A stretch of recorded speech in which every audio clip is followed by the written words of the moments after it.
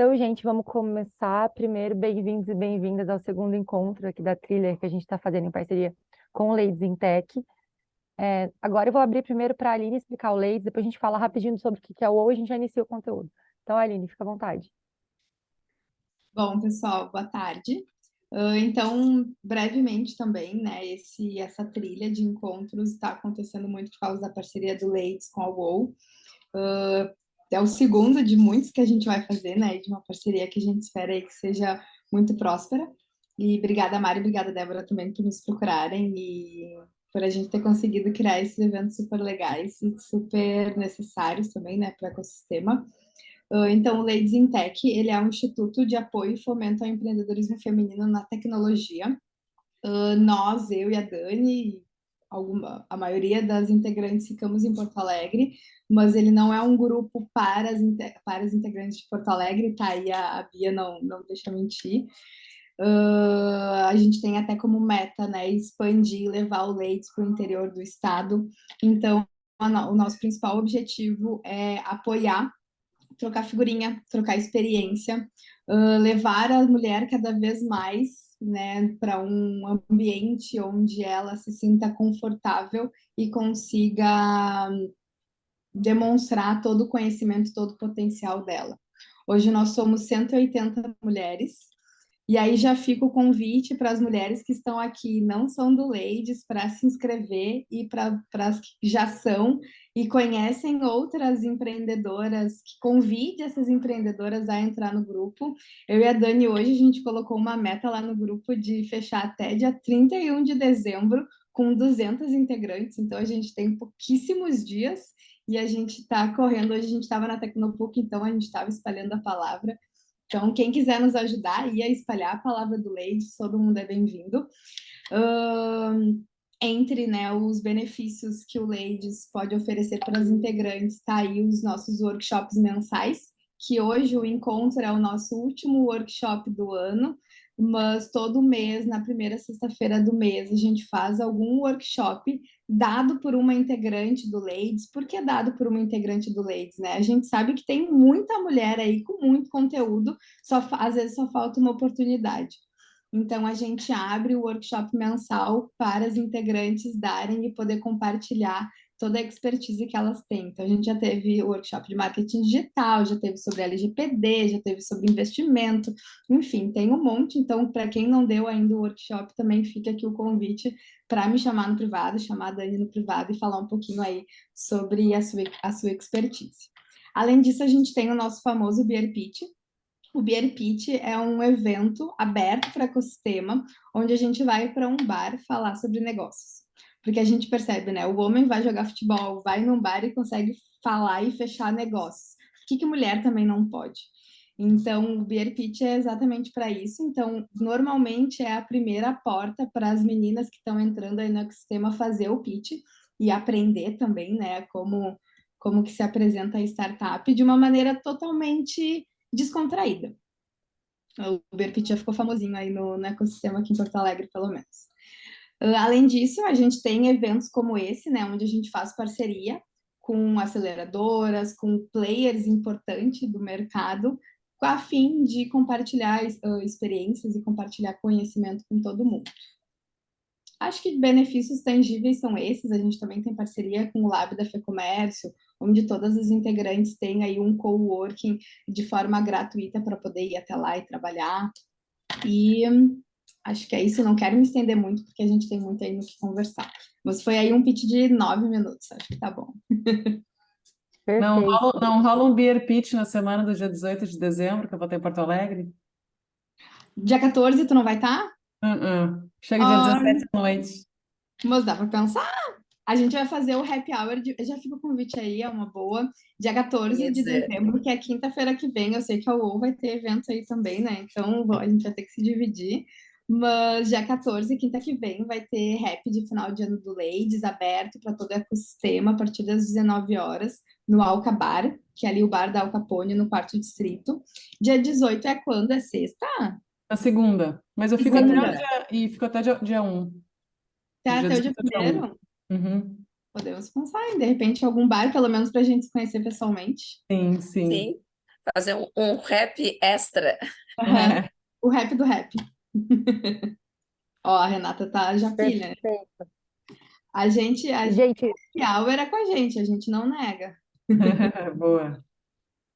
boa. Gente, vou puxar aqui rapidinho também o pitch da U para não me alongar muito, para a gente focar também no Bruno, na Simone. Mas a gente explicou bem o nosso pitch no primeiro encontro, então eu vou aqui falar, mas quem tiver alguma dúvida pode ir lá e assistir também. Eu acho que a Aline também compartilhou o PDF com o grupo da Ladies, né? Então fiquem à vontade. Mas a gente é uma aceleradora com 10 anos no mercado, então a gente nasceu em 2013. E desde 2013 a gente monta fundos com investidores anjos. Agora a gente está no fundo 6, que é o Investac 6, que a gente chama. Iniciou em agosto e a gente pretende investir em torno de 40 startups, né, nesses 2 anos. O Bruno e a Simone são investidores anjo na UOL, também são mentores das startups. A gente acredita que os investidores eles também têm que mentorar, então a gente tem esse alinhamento. A gente não acredita em aceleração sem investimento, então toda startup que passa no nosso processo seletivo, ela é investida e acelerada. Então esse é um ponto. E nesses 10 anos, né, a gente teve mais de 8.000 startups analisadas, a gente teve 25 turmas, a gente deve divulgar agora nos próximos dias, as que passaram do BET 26, então vai aumentar um pouquinho esse número, e a gente está com 148 investidas, mas como eu falei, vai aumentar. E fiquem ligados que a gente vai divulgando. E um ponto legal é que a gente investe, né, de 100 a 400 mil em startups bem early stage, então a gente fala pré-product market fit. O nosso valuation é definido em rodada futura. Isso também é um ponto que eu não vou me aprofundar agora, mas a gente falou no encontro anterior, então qualquer dúvida podem me chamar. E, bom, nosso processo seletivo, ele fica aberto o ano inteiro. Então, a Deb, que cuida aqui da seleção na UOL, ela que está sempre responsável por tocar o nosso processo. A gente tem 4 fases, que a gente também explicou no encontro anterior, mas a primeira fase é preenchimento do formulário, a segunda fase é entrevista com alguém do time da UOL, a terceira fase é uma entrevista com um comitê de investidores que entende daquele segmento de mercado ou modelo de negócio, e a nossa última fase é o All Day, que é um evento presencial, em que as finalistas fazem o pitch para todos os investidores daquele fundo. Então, quem entra na UOL é quem os investidores votam e a gente entende que a gente pode colaborar mais. Então, é basicamente isso, gente. Também não quis me aprofundar. Agora eu quero passar para a Deb, porque a Deb vai fazer só uma introduçãozinha sobre o que a gente olha, principalmente nessa seleção, e depois a gente vai fazer algumas perguntinhas para o Bruno e para a Simone. Pessoal, vocês me ouvem bem? Eu tô pelo telefone falando. Tá, que bom. Legal, vou compartilhar aqui a tela. Então, eu não tô enxergando vocês, qualquer coisa, me avisem se tiver pergunta. Perfeito, Deb. Peraí, apresentação. Foi. Então, pessoal, só para recapitular, né, a trilha para explicar um pouco como é que funciona essa jornada de captação early stage. Então, agora a gente vai falar um pouquinho rapidamente o que eu observo na hora que a gente avalia as startups, né? Então, óbvio, depois de ter feito um olhamento inicial, ver se a startup tem fit com a nossa tese, né? Então, é um negócio realmente com potencial escalável e nos setores que a Low investe.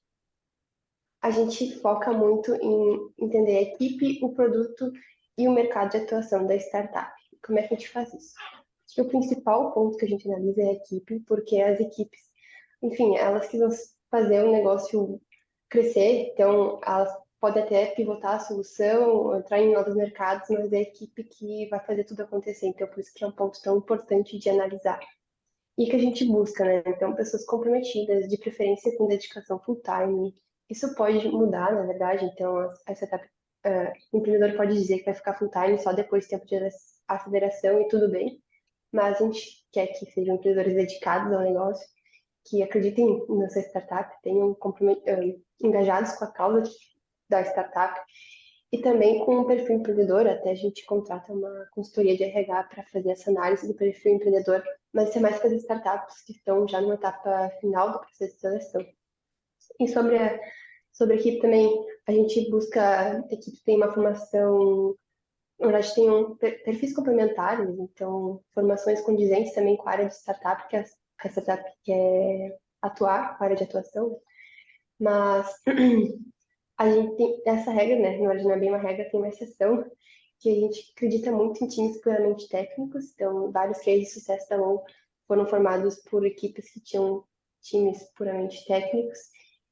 Só que um ponto de atenção sobre isso, nesses casos, é importante que essas equipes entendam que eles vão ter que assumir outras responsabilidades durante a jornada empreendedora, então não vão poder ficar todo mundo sempre programando, teriam também que assumir, alguém vai ter que assumir o marketing, o comercial, alguém vai ter que ser o CEO, a cara da startup, enfim. E outra coisa muito importante, na verdade, das equipes é a competência tecnológica própria. Então, a gente entende que é muito importante que um dos sócios, pelo menos, tenha conhecimento técnico e até para internalizar o desenvolvimento do produto, que vai baratear bastante, mas também porque a equipe tem que entender o que eles estão desenvolvendo e qual que é o produto que eles vão entregar. Então, quanto mais eles estiverem inteirados sobre isso, melhor. Sobre produto, também é muito importante. Se espera, né, que seja inovador, frente ao que já existe no mercado, que tenham vantagens competitivas claras, então como é que vai ganhar dos outros concorrentes, né? Quais são as vantagens frente à concorrência? Tenham grande potencial de escalabilidade, então possui base tecnológica, assim, na U a gente não entende como startup, pelo menos segundo a nossa tese, a venda de produto, serviço, consultoria, mas enfim, porque daí esses negócios não tem como ter um crescimento de receita de forma que não cresça na mesma proporção os custos. Então, mas negócio com base tecnológica tem esse potencial. A proposta de valor do produto, então, tem que resolver um problema real, então, e tem que ter uma validação mercadológica. É interessante que tenham clientes que estejam dispostos a usar essa solução. Então, no MVP, não necessariamente tem que ter clientes pagantes, né? Esses clientes podem surgir depois, mas é importante ter a comprovação de que alguém se interessa por essa solução e que ela não seja facilmente copiável também. Mas isso pode ser desenvolvido barreiras de entrada mais adiante, não nesse estágio bem inicial. E o mercado, então, a gente espera que o mercado seja promissor, então tem um grande potencial para crescer, que não seja tão nichado, assim, digamos, e que essa startup no longo prazo ela consiga conquistar um grande percentual aí deste mercado. Em relação aos concorrentes, então, eles têm que existe gap na entrega da sua proposta de valor, então ainda existe um espaço para entrar novos entrantes neste mercado, né, não seja totalmente vermelho e saturado.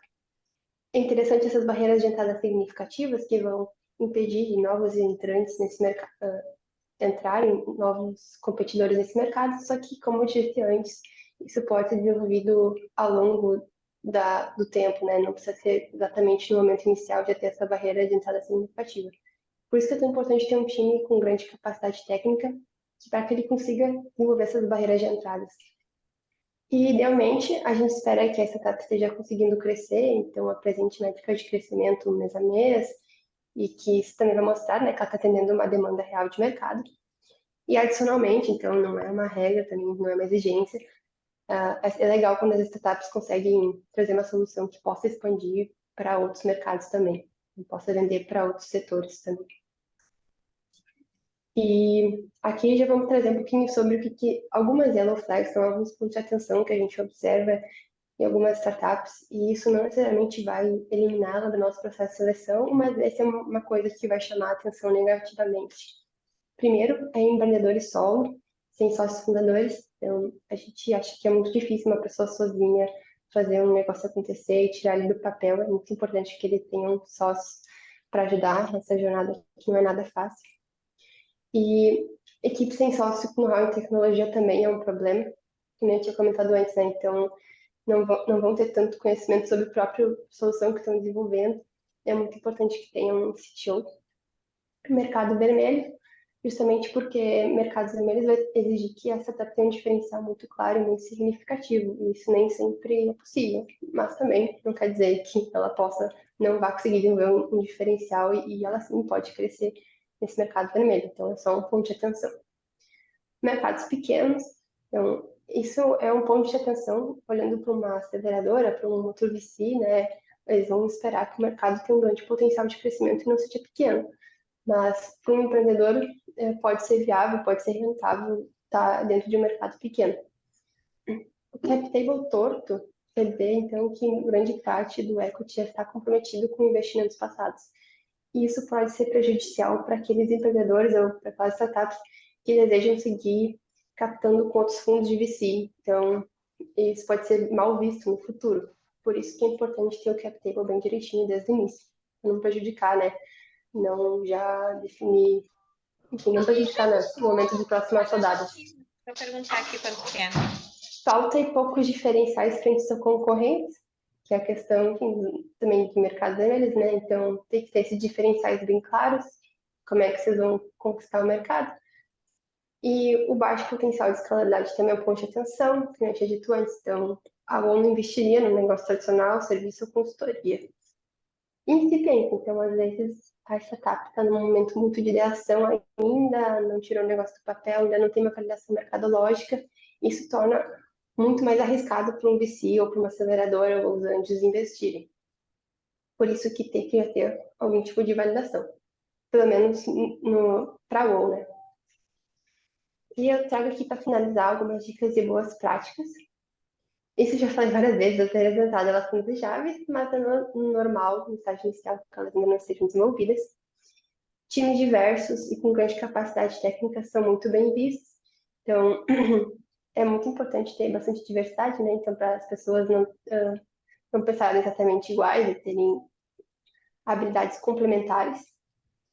É muito importante também que o empreendedor ele tenha essas métricas de crescimento em mente, saiba, esteja isso já metrificado desde o início, mesmo que não tenha muitos resultados ainda, então já saiba o seu faturamento, número de clientes, qual que é o crescimento mês a mês.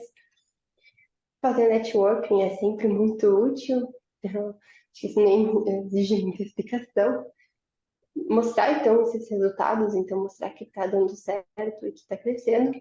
E pedir conselho sempre pode ser muito útil, né? Na mesma linha ali de fazer networking. E agora eu já vou passar, então, foi bem curtinho mesmo a explicação, para o Bruno e para a Simone fazerem aqui o bate-papo. Chamar a Mari também para mediar essa conversa. Obrigada, Deb. Se tu quiser parar de compartilhar agora para todo mundo se ver, acho que vai ser um momento mais interativo, então fica melhor. Então, gente, eu preparei algumas perguntinhas, né, tanto para o Bruno quanto para a Simone, mas eu acho que a gente pode, como a gente está num grupo pequeno, ser mais colaborativo, então se vocês tiverem alguma dúvida também levantem a mão, eu acho que a gente pode fazer dessa forma. Então, começando, eu vou pedir para a Simone se apresentar, depois o Bruno, rapidamente, e contarem como que foi essa trajetória de vocês, qual empresa que vocês trabalham, são sócios, enfim. Pode começar, Simone.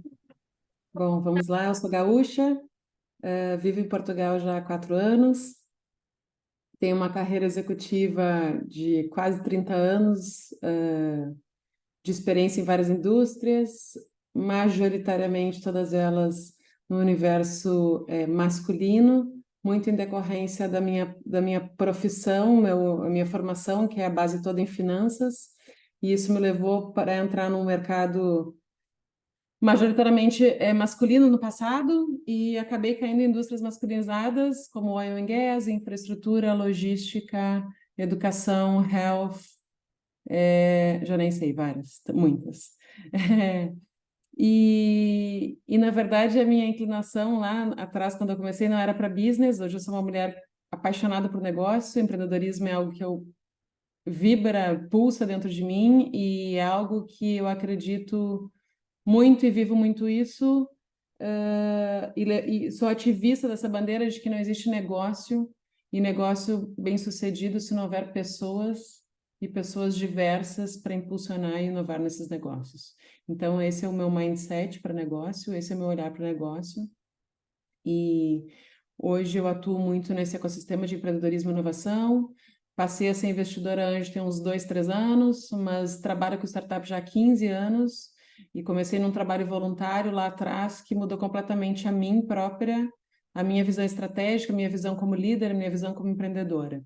E é algo que eu faço de coração, hoje profissionalmente e também voluntariamente. Então, estou aqui para trazer para vocês insights os mais diversos que eu puder. Obrigada, Simone. E você, Bruno, vamos lá. Boa noite, gente. Eu estou um pouco distante, eu acho que da maioria que está no Rio Grande do Sul. Sou cearense, estou nascido e criado aqui em Fortaleza. Cheguei na OA como startup investida, né? Sou fundador da Resolvi. Resolvi é um marketplace jurídico, onde a gente trabalha em causa do direito do consumidor e o cliente só paga se ganhar. A gente tem uma rede de escritórios de advocacia que trabalham sob demanda no marketplace, né? E o cliente só paga se ganhar. A gente tem uma taxa de sucesso acima de 90%, já ajudou aí já mais de 20 mil clientes a receberem indenização e tudo mais. E hoje a gente também tem um produtinho de crédito onde a gente antecipa para o nosso cliente o resultado do processo dele antes mesmo do processo ser julgado, baseado em modelos preditivos que a gente criou, porque, enfim, são casos de massa que a gente tem uma massa crítica de dados que dá para fazer uma previsão mais acurada. Sou engenheiro, mas, assim, não tive uma carreira muito longa antes da Resolvi. Fundei a Resolvi em 2017, era justamente apresentando o TCC e abrindo o CNPJ. Então, foi mais ou menos uma jornada já empreendedora desde o começo.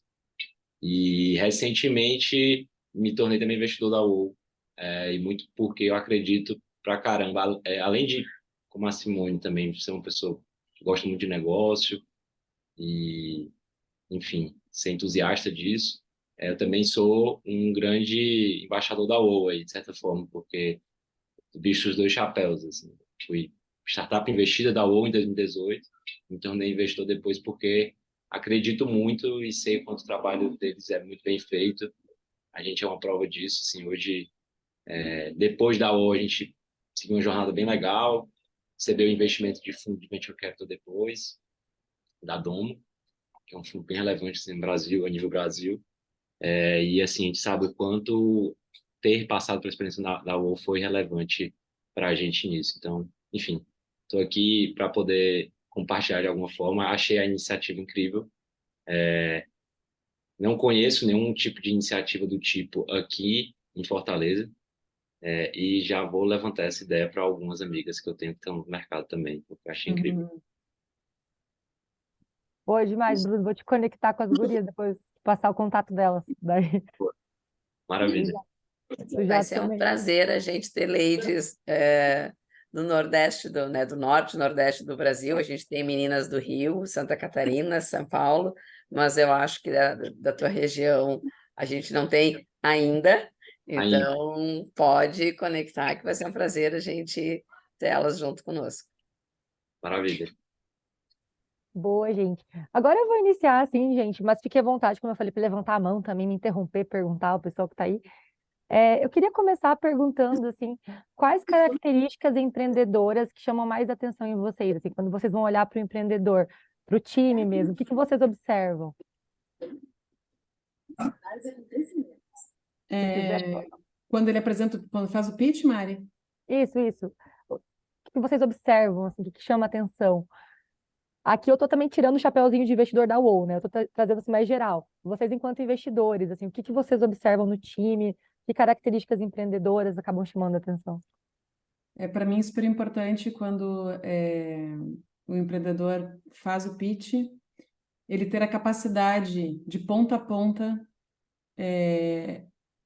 entender sobre o negócio e dominar aquilo que ele está falando, não ser um pitch decorado ou ter algumas perguntas pelo caminho que ele não saiba responder. Eu procuro dar muito espaço, assim, mesmo depois da apresentação do pitch, procuro ser a última a me posicionar para fazer questionamentos, até para eu poder enxergar qual é a construção de raciocínio estratégico que ele mesmo faz dentro do próprio negócio dele, né? E para mim essa construção, essa visão estratégica, esse raciocínio estratégico é algo super importante para um founder. Boa.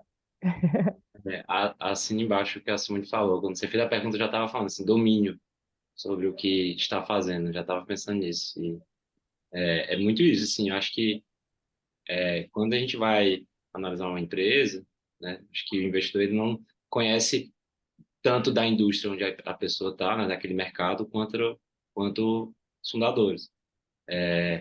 Então, assim, o que você quer ver é você fazer um investimento na pessoa que conhece e passa uma segurança muito grande, assim, que não gagueja em dúvidas, né, que consegue ter as coisas assim na ponta da língua, que você olha assim, cara, essa pessoa entende bastante de onde ela está trabalhando, assim, ela entende realmente desse mercado. E eu, assim, eu gosto de falar que são aqueles, assim, aquelas pessoas que são inevitáveis, né? Elas vão dar certo, independente de você investir ou não. Você Você está tentando conseguir a oportunidade de investir, mas é aquela pessoa que você sente que, cara, essa pessoa vai dar certo independente da gente investir ou não. E, ao mesmo tempo que essa pessoa tem que ter essa firmeza toda, esse conhecimento todo, eu acho que uma característica muito importante é ela ser adaptável, né? Que é o que chama de coachable, né? Que é aquela pessoa que não é cabeça dura, né? E isso é um linear muito complexo, né? Assim, da pessoa ser firme, a pessoa ser segura e, ao mesmo tempo, não ser cabeça dura. Acho que quando você vê uma pessoa que é muito cabeça dura, eu já vejo isso como um red flag, que, assim, essa pessoa não está muito aberta a aprender tanto, né? E eu acho que o que a gente mais faz na jornada empreendedora é aprender. Acho que seriam esses pontos, assim, os principais. Boa. E aí, gente, eu quero entender de vocês dois, assim, quais setores ou indústrias que vocês têm mais afinidade, assim, que vocês gostam mais e entendem que podem colaborar mais. Uau, eu sou uma hunter por natureza, né? Eu adoro, quando aparecem negócios para avaliar, eu adoro olhar para negócios que eu não entendo do mercado. Porque tem uma grande questão aqui. Quando tu entende de negócio, independe do negócio que vai ser apresentado, tu entende de negócio, sabe onde ele começa e onde ele termina. Quando um founder começa a apresentar um pitch, e eu costumo dizer, talvez a gente vai falar isso mais à frente, eu uso 3 lupas para analisar esse pitch. E me coloco em 3 posições, né, analisando o pitch. Então, eu adoro descobrir soluções novas e, obviamente, que opto por aqueles negócios que resolvem problemas reais e que são problemas reais, latentes e gritantes de uma forma diferente. Não que sejam negócios muito específicos, mas que não sejam negócios também similares àquilo que já existe no mercado. Tem que haver um fit, tem que ter como que eu posso dizer? Eu invisto em vários tipos de negócios, em várias áreas, não tem uma tese definida, não tem. Os investimentos que eu faço eu na pessoa física, eu invisto majoritariamente em startups que tenham pelo menos uma mulher. Naqueles que eu invisto pela UOL, como a gente sabe que é um cesto de startups, não tem como eu fazer essa opção. Então, há uma série de questões que eu avalio e não tem um negócio específico, não tem uma indústria específica. Boa. E tu, Bruno? Eu também não tenho muito, assim, eu já gosto de entender um pouco mais, diferente da Simone. Eu concordo com ela que negócio é negócio e a gente entende modelo de negócio. Isso é análogo, né? A gente consegue levar para vários pontos. Mas eu gosto de entender um pouquinho mais, até para saber se aquela dor é real, né? Assim, se de fato tem um atestado, assim, essa dor que essa startup está resolvendo, ela é real ou não, né? Ou ela, de fato, tem alternativas de solução, por exemplo, já tem concorrência, e normalmente para mim é bom o fato de ter concorrência, sinal que o problema é grande o suficiente, que tem mais gente tentando solucionar, isso é um bom sinal. E assim, acho que de tendência, eu sou um bom entusiasta de inteligência artificial, assim, entendo bem menos do que me empolgo. Me empolgo bem mais do que entendo, né? Então, eu acho que de todos esses hypes aí que apareceram, metaverso, chatbot, o que for, assim, nos últimos anos, eu acho que nada me empolgou tanto quanto a inteligência artificial. E, enfim, acho que o que envolve isso, eu fico um pouco mais empolgado, assim. Mas, assim, numa maneira geral, eu gosto muito de coisas que envolvem fintech em geral. Porque eu acho que, de certa forma, assim, nada dá mais dinheiro do que dinheiro. E, assim, no final do dia, quando você está no universo de fintech, você respira finanças da sua própria empresa e a sua própria gestão de caixa com muito mais propriedade do que, às vezes, sei lá, eu falo isso por experiência própria, assim, a gente é uma low-tech. A gente teve que sofrer um pouquinho para entender a importância de estar gerindo caixa e ter uma gestão estratégica financeira. E eu acho que, às vezes, a fintech ela já nasce isso no dia zero. Ela já está mexendo com dinheiro. Dinheiro é o estoque de uma fintech. Exatamente. Dinheiro é o estoque de É, uma fintech. E é engraçado, imagina, eu venho desse mundo financeiro e eu não tenho nenhuma fintech investida. É muito engraçado isso. e é engraçado porque também é o que acho que pelo menos o Brasil é o setor que é mais quente, assim, né? E De engraçado, não apareceu para eu fazer investimento eu própria, não apareceu nenhuma fintech. Também não fui atrás de Uhum, alguma para poder investir. Mas a fintech, o buraco é mais embaixo, como a gente diz, né? O dinheiro é literalmente o estoque e o risco ao mesmo tempo, né? Mas quando tu dá o tiro certo, é um negócio para realmente fazer muito dinheiro. isso. Tu faz aluguel do dinheiro, né? Essa que é a real. Tu alugas o teu dinheiro. É.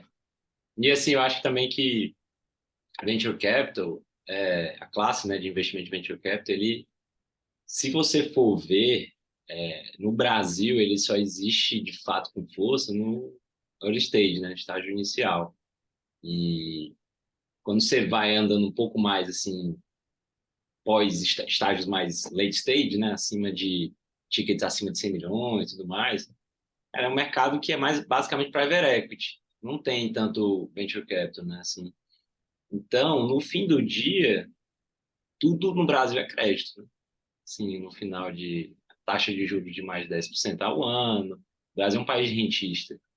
Então, é como a Simone falou, assim, alugar dinheiro a indústria brasileira está montada em cima disso, né? Acho que até global, assim, não só o Brasil, mas é porque o Brasil ele é mais rentista ainda por conta da nossa taxa de juros ser ainda maior, né? Seria que ser esse sabor Brasil que a gente tem vai dificultar um pouco mais a nossa vida.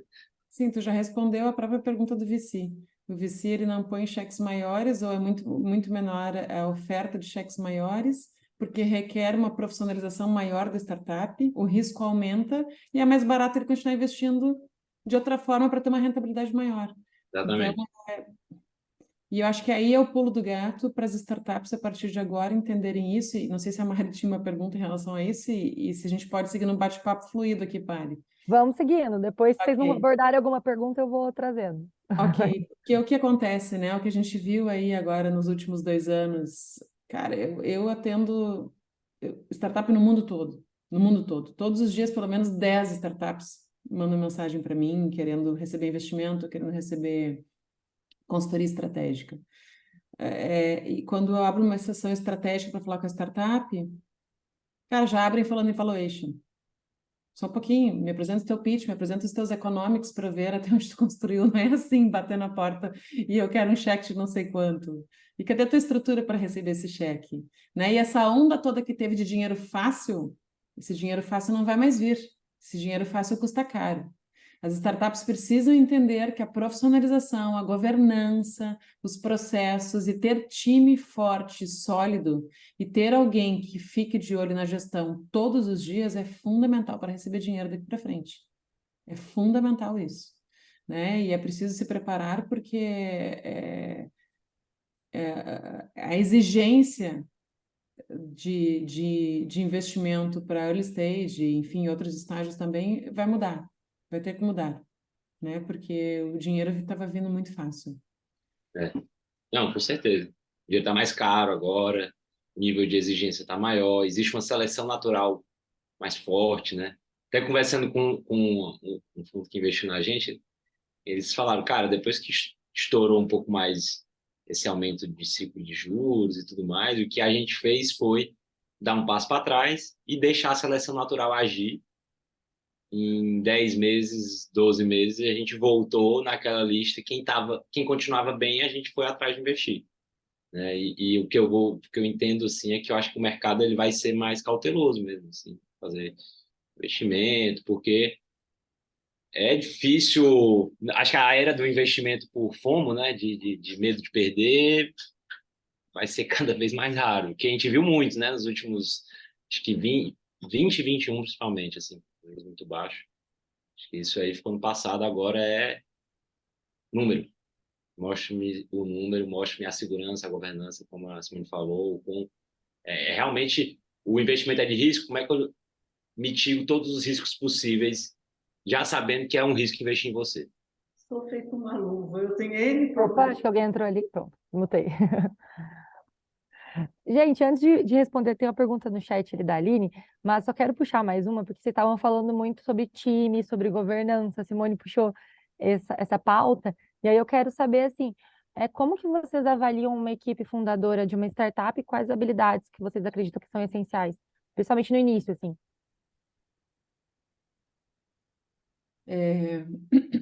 Obviamente que um líder que seja expert no tema que a startup, no tipo de solução que a startup apresenta, isso é fundamental. Um líder na área de tecnologia também é super fundamental, porque hoje startup que nasce sem tecnologia já nasceu comprometida.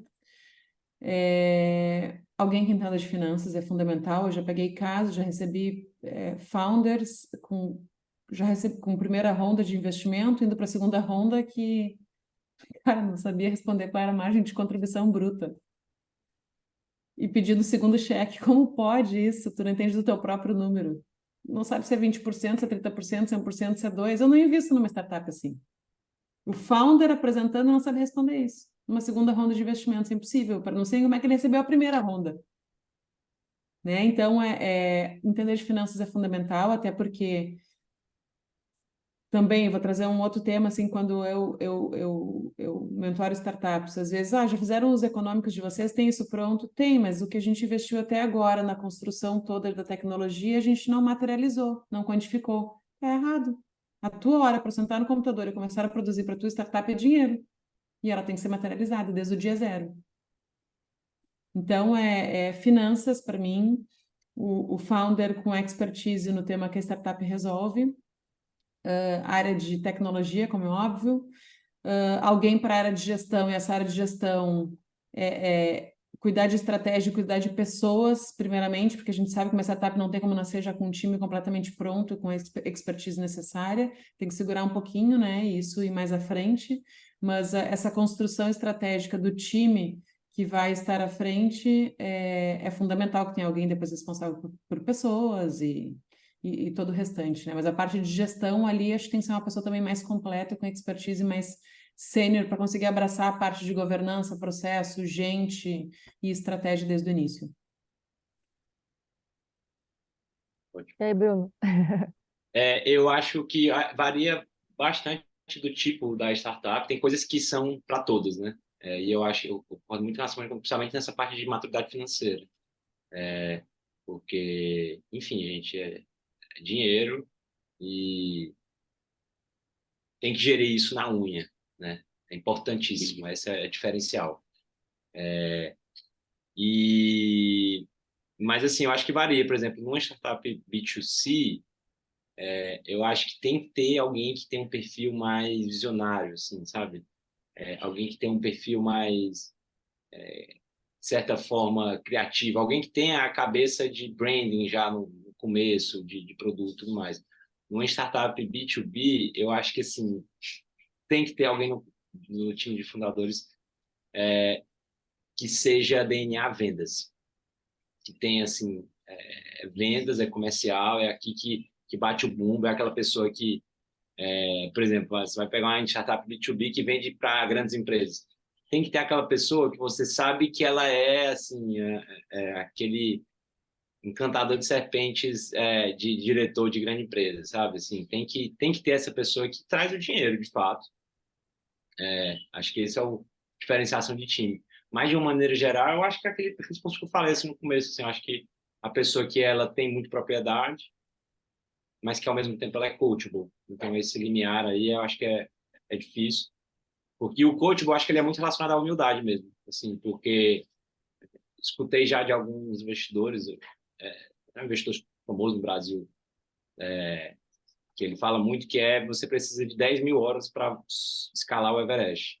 Né? Você precisa se preparar 10 mil horas de treinamento para escalar o Everest. E, de certa forma, estatisticamente, a jornada de sucesso de uma startup é parecida com de pessoas que tentam escalar o Everest. Então, assim, você tem que ter horas gastas de conhecimento do mercado, desenvolvimento pessoal como profissional, né, maturidade profissional, enfim, acho que a jornada é muito mais dura. Eu acho que aquela startup que em 5 anos multiplica por 50 vezes o tamanho, isso é 1.000.000. Acho que a maioria das vezes é um trabalho muito, crescimento consistente, horas gastas, e sentir que o time tem essa gana, né, e humildade ao mesmo tempo, acho que é o sonho de todo mundo que é aquele negócio que eu falei no começo.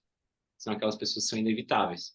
Vão dar certo independente de você colocar dinheiro ou não. Você vai estar lá, às vezes, para potencializar aquilo ali, otimizar, surfar a onda também, né? Conseguir fazer um bom investimento. Mas essa pessoa vai dar certo independente de você, porque são muito bons. Boa. Eu vou aproveitar, gente, só vou puxar a pergunta da Aline, que estava ali no chat, mas Aline, se tu quisesse levantar a mão e abrir, fica à vontade também. Mas ela trouxe ali. Bruno, ela queria saber de você, em quantos bets você se inscreveu da UOL antes de conseguir o investimento? Isso eu não sei se tu passou de primeira também, então Foi, fica né? legal. A gente passou de primeiro, foi em 2018.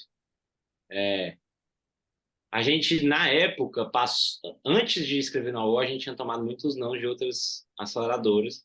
Conheci o pessoal da UOL num programa do Inovativo, que é um programa do governo federal. Acredito que ele ainda aconteça. Isso era 2017, mais ou menos. E gostei muito. Eu conheci o André, né, que é o fundador da UOL. Gostei muito. E a gente aplicou e, inclusive, o André falou que a gente foi dos quase que não entrava. Que é legal de saber porque a gente pegou muito dos feedbacks negativos. Na época, por exemplo, a gente tinha outro nome e o nome era horrível. E um dos feedbacks negativos era relacionado também ao branding e tudo mais. A gente falou, não, beleza, não tem apego nenhum, não. A gente quer, cara, conselho de gente boa para poder melhorar. Se tiver que mudar o Perfeito. nome, a gente muda, né? E eu sabia também que o número era ruim.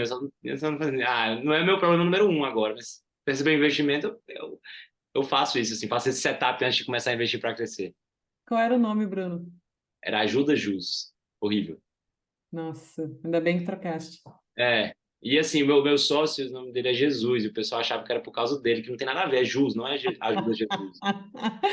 Ah, muito bom. Ô, gente, eu quero aproveitar aqui e puxar até um ponto que não estava até nas perguntinhas que eu mandei para vocês, mas mais com base nessa que a Aline fez. Eu vejo que aqui na UOL mesmo a gente tem algum caso de startups que não passam de primeira e depois acabam entrando. A gente tem alguns cases, né, dentro do portfólio.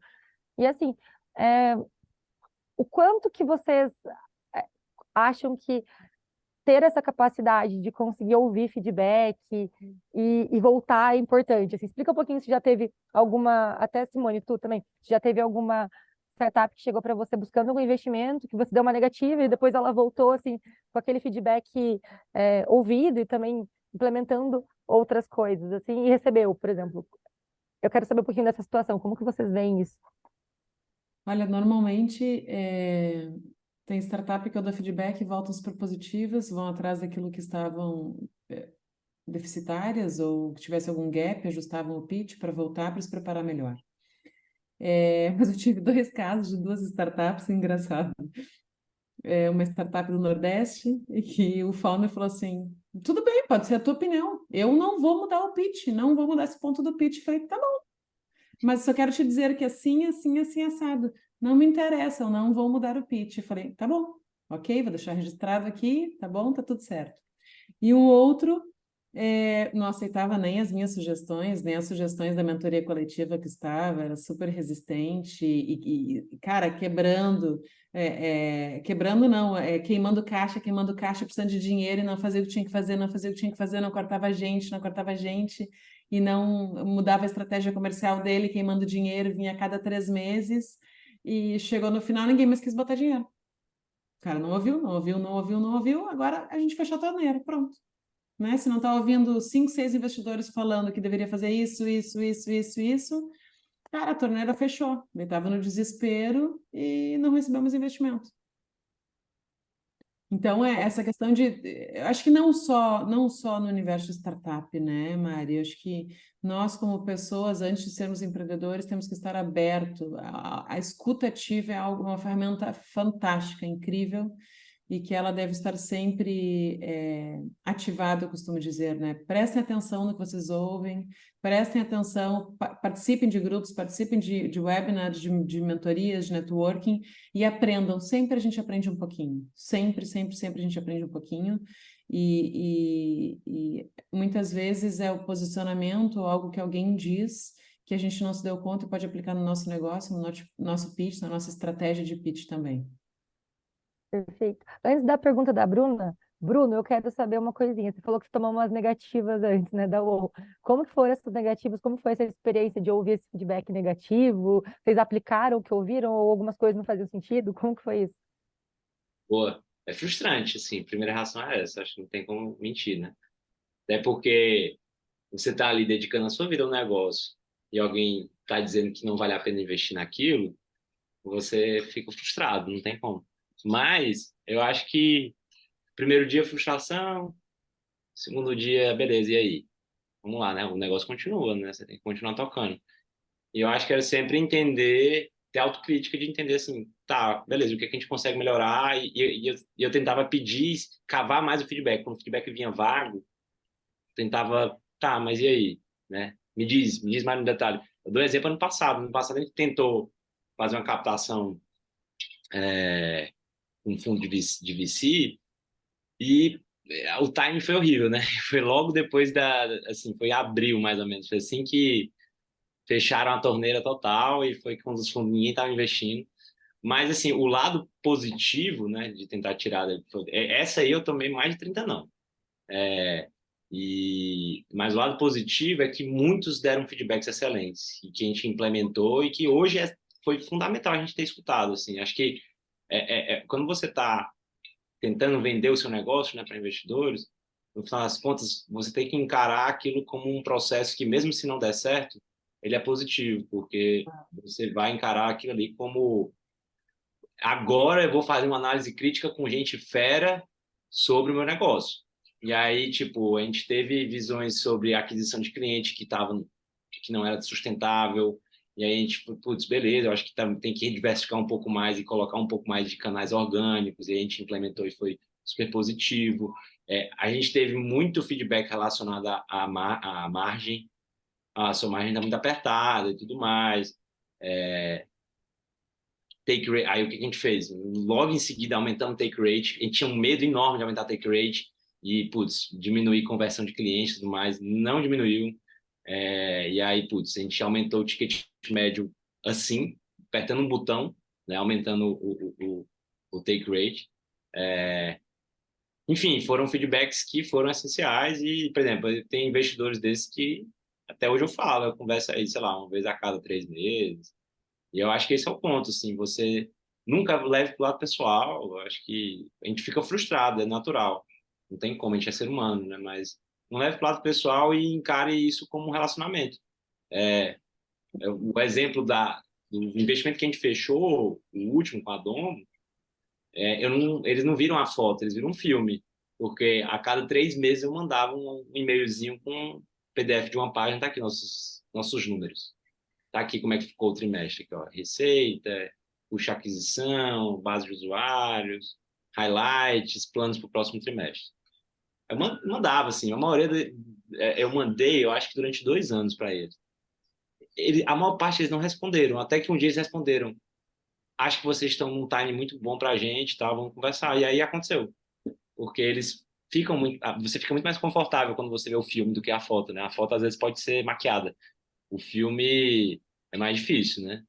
Então, eu acho que é tentar encarar como um aprendizado mesmo, assim. Eu achei que foi muito frustrante ano passado, quando a gente não conseguiu levantar, até porque, putz, me mudei quase para São Paulo, fiquei um tempão lá, e, putz, longe de família, noiva, né, amigos e tudo mais. Tem amigos lá, mas, assim, não é a mesma coisa. Longe da sua vida, você fica lá só tomando não, assim, né? Não tinha nem um lado prazeroso.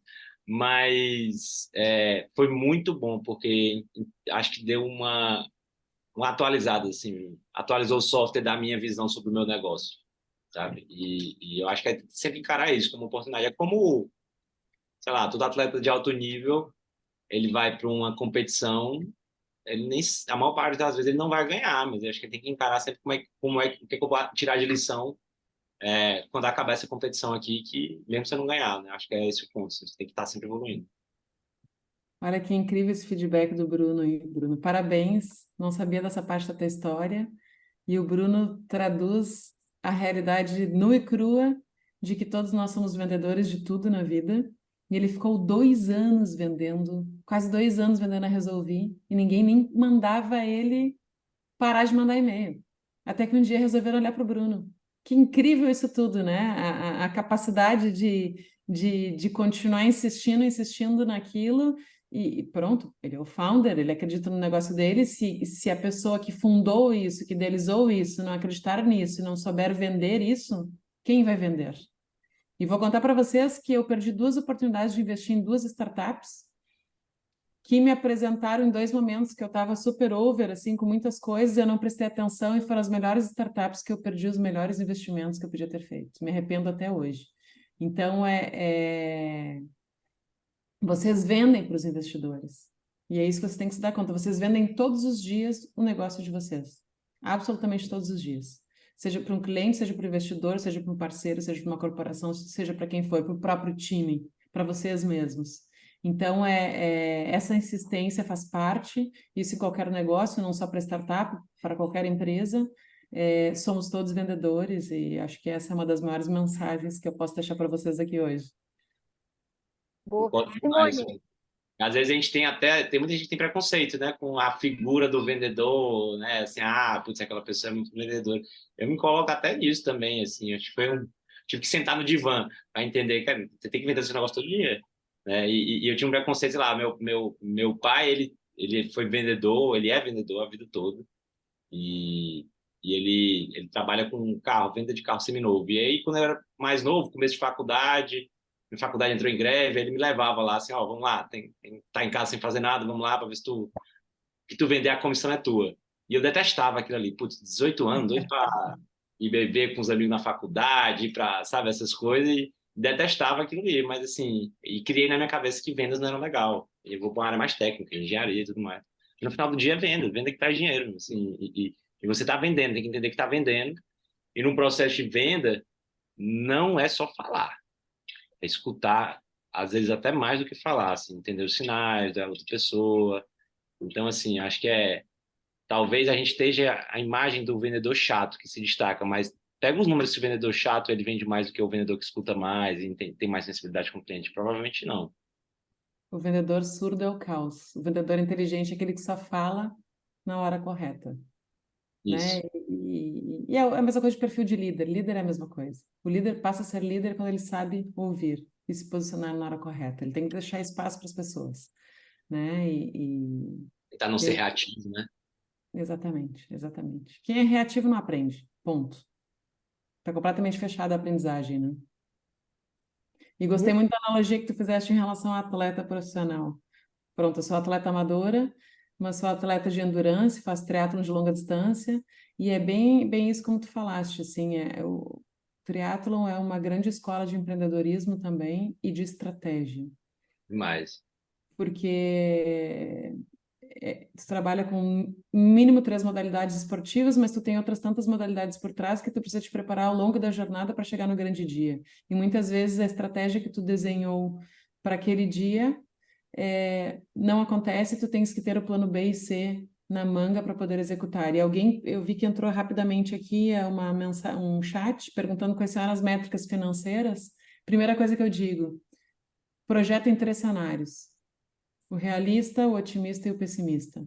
E mesmo com esses 3 cenários de projeção financeira, já do dia zero, se não conseguirem medir e calcular isso, tem alguma coisa de errado. Mesmo que seja super simples no Excel, seja sei lá, 10 linhas no Excel, sem grandes fórmulas, fórmulas basiquinhas, coisas muito básicas, mas vocês precisam ter um olhar para o horizonte, conseguirem ver isso. E se isso aqui não der certo, qual é o próximo passo que eu dou, né?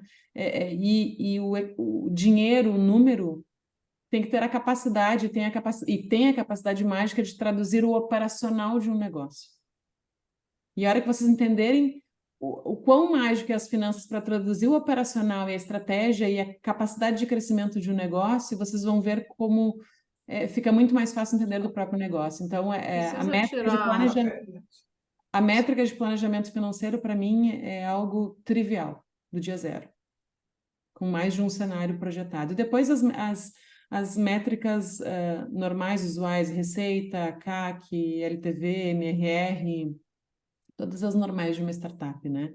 E outra dica que eu dou Olhar para um número absoluto, 1, 2, 3, 4, 5, 6, 10, 100, não é a mesma coisa que olhar para um número com um percentual relativo do lado.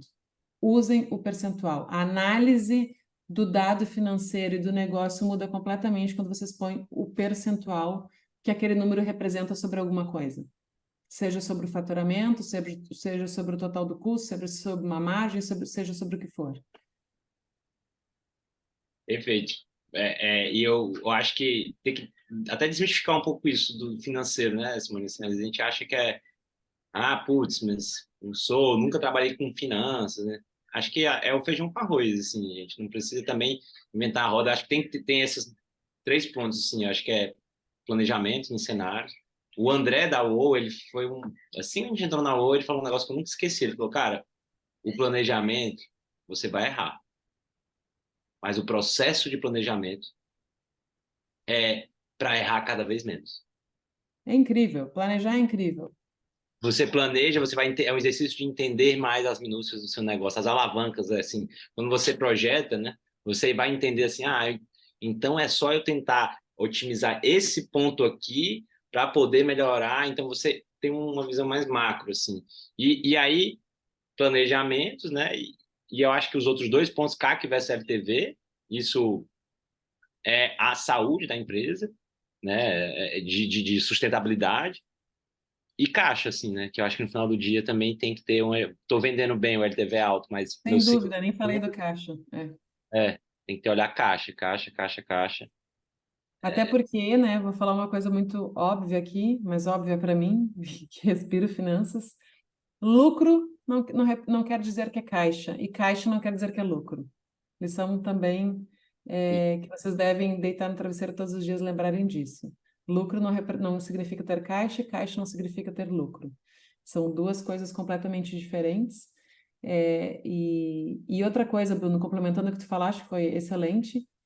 Quando a gente constrói a estratégia o operacional do negócio com os números e envolve toda a equipe, nós temos a capacidade de mostrar para a equipe que algumas ações e algumas estratégias não se sustentam no negócio da forma como estão sendo propostas. E a gente tem que ter a capacidade de juntos construir um drive diferente para conseguir materializar e executar aquilo que é o desejo do negócio.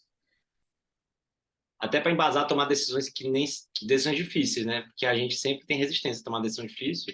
Mas, sei lá, por exemplo, vou dar um exemplo meu aqui de aumentar a take rate. A gente aumentou o preço para o cliente depois que a gente não só recebeu muito feedback do mercado, mas também quando a gente planejou e viu, tem que aumentar. Senão a gente vai estar botando água num balde furado, né? E não dá, às vezes a gente não toma essas decisões mais difíceis. Eu vejo muito, muito, muito empreendedor que tem medo de aumentar preço. Muito, muito. Não, mas aí meu cliente vai embora, não sei o que. Assim, essas decisões difíceis, elas ficam menos difíceis quando você planilha, projeta e entende, né? Elas ficam bem mais fáceis. E a grande questão quando tu falas da precificação, e também outro ponto fantástico, Mari, a gente teria 2 horas para falar aqui, mas eu não tenho, infelizmente. Quando tu te posiciona errado com o preço, para tu ajustar esse preço, É difícil voltar atrás. é um pepino.